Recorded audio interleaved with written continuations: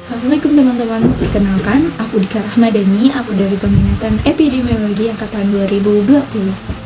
Baiklah, aku di sini akan menjelaskan mengenai konsep studi cross-sectional, cohort, dan case control.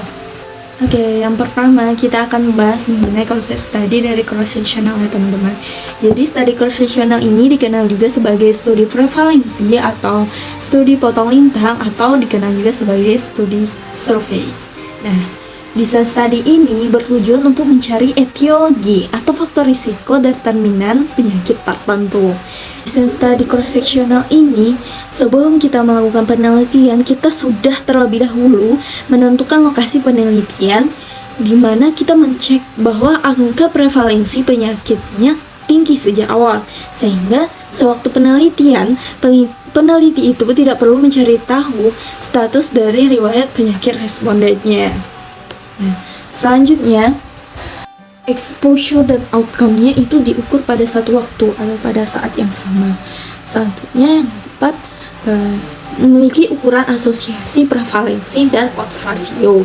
Yang kelima, dia memiliki kelebihan dapat menggambarkan tren suatu penyakit.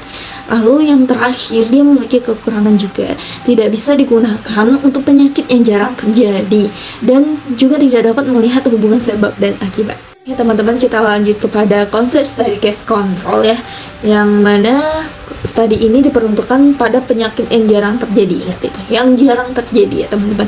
Dan case control ini merupakan desain studi epidemiologi yang arah pengusutannya itu retrospektif, sehingga dia rentan untuk terjadi recall bias karena tergantung pada daya ingat dari sang subjek. Nah, desain studi ini juga diawali dengan memilih dan menetapkan subjek ya, kasus dan kontrol. Jadi ada kasus dan kontrol harus kita tetapkan dari awal. Dan yang ketiga, kasus itu dipilih atas dasar penyakit yang bukan pajanan. Jadi kita milihnya atas penyakit bukan pajanannya teman-teman. Lanjut, kontrol juga itu adalah individu yang tidak mengalami penyakit, bukan individu yang dalam artian sehat ya, tapi dia tidak mengalami penyakit gitu, tidak mengalami masalah kesehatan ketika diteliti. Oke, selanjutnya kita itu harus melakukan yang namanya penelusuran riwayat terpaparan juga pada masing-masing kasus dan kontrol. Yang selanjutnya itu akan melalui analisis kausal. Itulah alurnya ya teman-teman. Dan ukuran asosiasi yang ada pada studi case ini yaitu OR ratio. Oke, sudah.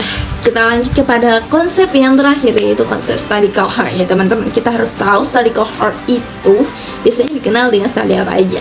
Nah, ada studi longitudinal disebutnya, ada studi lanjutan, studi follow up, studi outcome.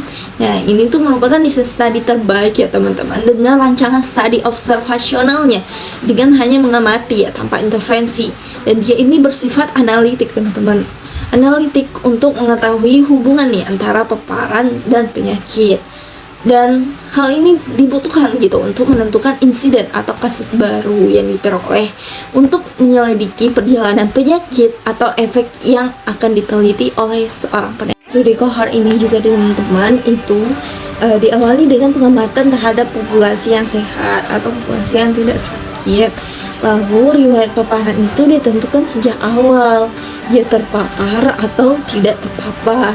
Nah, selanjutnya studi cohort ini ya teman-teman terjadi secara natural untuk subjeknya itu, sehingga tanpa intervensi gitu, untuk melihat insidennya kan.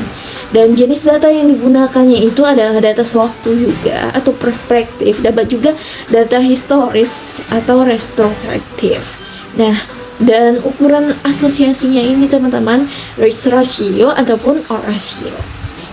Oke, itu aja teman-teman dari aku. Semoga dapat bermanfaat dan dapat membuka wawasan kalian lebih luas lagi untuk tertarik gitu mencari tahu apa sih desain studi yang aku jelasin ataupun yang belum aku jelasin.